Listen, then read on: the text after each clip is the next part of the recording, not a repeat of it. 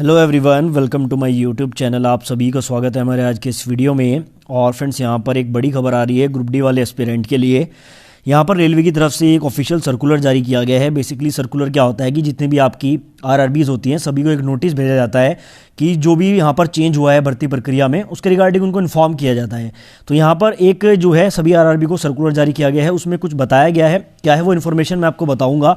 और जो आपकी अभी की भर्ती प्रक्रिया है, यानी कि जो ग्रुप डी की 2019 वाला ये जो एग्ज़ाम होने वाला है, इस पर भी ये लागू होगा। तो पूरी जानकारी आपको इस वीडियो में मिलेगी। वीडियो में आपको लास्ट तक बने रहना है। और चैनल को अगर अभी तक सब्सक्राइब नहीं किया है तो ग्रुप डी और एनटीपीसी से जुड़ी ऑथेंटिक अपडेट्स पाने के लिए चैनल को सब्सक्राइब करें।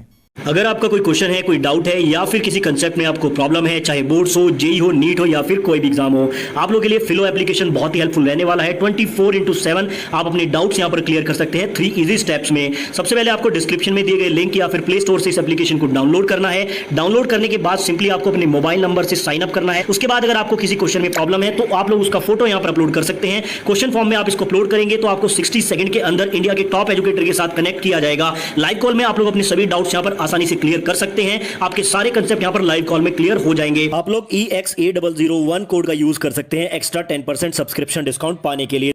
तो फ्रेंड्स देखिए, अपडेट ये है आप लोगों को, अगर 2018 में आपने एग्जाम दिया होगा ग्रुप डी का तो आप में से काफ़ी सारे लोगों को ये बात पता होगी। रेलवे का अभी तक क्या रूल था, 2018 वाली जो वैकेंसी थी उसमें ये रूल था कि जैसे आपकी किसी जोन में अगर 100 वैकेंसी हैं तो वहाँ पर डीवी के लिए 105 कैंडिडेट को बुलाया जाता था। देखिए, मैंने आपको अपने पहले वीडियोज़ में भी बताया है कि आपका एक कट ऑफ बनता है जिसमें आपको पीईटी के लिए बुलाया जाता है। और जितने छात्र यहाँ पर पीईटी पास करते हैं उसके बाद एक कट ऑफ बनता है जिसमें मार्क्स थोड़े से इंक्रीज हो जाते हैं और उसमें जितने स्टूडेंट को बुलाया जाता है वो डॉक्यूमेंट वेरिफिकेशन के लिए जाते हैं। तो अभी तक ये रूल था कि जैसे अगर कहीं पर आपकी 100 वैकेंसी हैं तो 300 स्टूडेंट को पीईटी के लिए बुलाया जाता है। अब ऑब्वियस सी बात है कि 100 सीट्स पर 100 से ज़्यादा ही स्टूडेंट पीईटी को क्लियर करेंगे, क्योंकि यहाँ पर पीईटी इतना ज़्यादा टफ नहीं होता है। तो काफ़ी सारे स्टूडेंट पीईटी को क्लियर कर लेते हैं। तो मान लीजिए 150 स्टूडेंट या 200 स्टूडेंट ने मान लीजिए पीईटी क्लियर कर लिया, तो अब जो दूसरी मेरिट बनती है जिसमें मार्क्स आपके इंक्रीज होते हैं उसमें यहाँ पर अभी तक क्या होता था, 100 सीट पर 105 कैंडिडेट को बुलाया जाता था। यानी कि जो आपकी दूसरी कट ऑफ है उसमें 5 जो कैंडिडेट होते थे उनको एक्स्ट्रा बुलाया जाता था और बाकी जो कैंडिडेट होते थे वो बाहर हो जाते थे। एक तरह से आप कह सकते हैं कि वो वेटिंग में चले जाते थे। लेकिन अब इस नियम में थोड़ा सा चेंज हो गया है। अभी तक क्या था, आपके जैसे 5 कैंडिडेट एक्स्ट्रा बुलाए जाते थे, अब वो 5 कैंडिडेट एक्स्ट्रा नहीं बुलाए जाएंगे। जैसे कहीं पर आपकी 100 सीट है तो वहाँ पर डीवी और जो आपका मेडिकल है उसके लिए सिर्फ 100 ही स्टूडेंट को बुलाया जाएगा। अब यहाँ से क्या क्या चेंज हो सकता है मैं आपको एक बार समझा देता हूँ। देखिए, पहला चेंज तो ये होगा कि जैसे पहले क्या हुआ करता था, जो आपकी सेकंड कट ऑफ बनती थी डीवी वाली, वो कट ऑफ आपकी थोड़ी सी हाई हो जाएगी। कैसे हो जाएगी, देखिए, पहले यहां पर 100 सीट पर 105 कैंडिडेट को बुलाया जाता था, यानी कि जो आपकी सेकंड कट ऑफ होती थी उसमें 5 स्टूडेंट एक्स्ट्रा जाते थे। ऑब्वियसली बात है कि वहां पर कट ऑफ थोड़ा सा लो हो जाता था। लेकिन अब क्या होगा, 100 सीट पर 100 ही कैंडिडेट जाएंगे तो कट ऑफ थोड़ा सा इंक्रीज हो जाएगा। कौन सा कट ऑफ इंक्रीज होगा, डीवी वाला। ठीक है, यहां पर मैं बात कर रहा हूं डीवी वाले कट ऑफ की। इंक्रीज क्यों होगा, क्योंकि 100 सीट पर 100 ही स्टूडेंट को बुलाया जाना है। अब मान लीजिए कुछ स्टूडेंट क्या है, पॉइंट्स में जिनके मार्क्स ऊपर नीचे होते हैं तो पॉइंट्स वाले स्टूडेंट को यहां पर फर्क पड़ेगा। तो आप सीधा सीधा कह सकते हैं कि जो सेकंड कट ऑफ है अब वो थोड़ी सी हाई जाएगी कुछ स्टूडेंट के लिए, क्योंकि वहां पर एक्स्ट्रा कैंडिडेट अब नहीं बुलाए जाएंगे। तो ये यहां पर रेलवे की तरफ से सर्कुलर जारी हुआ है। साथ ही यहां पर जो आपका सर्कुलर है वो मैं टेलीग्राम में दे दूंगा। ठीक है, अगर मैं उसको आपको दिखाऊंगा, एक एक लाइन पढ़ के सुनाऊंगा तो बहुत टाइम वेस्ट होगा। शॉर्ट में मैं आपको इन्फॉर्मेशन दे रहा हूं। बाकी अगर आप इसको डिटेल में देखना चाहेंगे तो और चैनल है वो आपको डिटेल में एक एक लाइन पढ़ के बता देंगे। मेरा काम है आपको सिर्फ इन्फॉर्मेशन देना।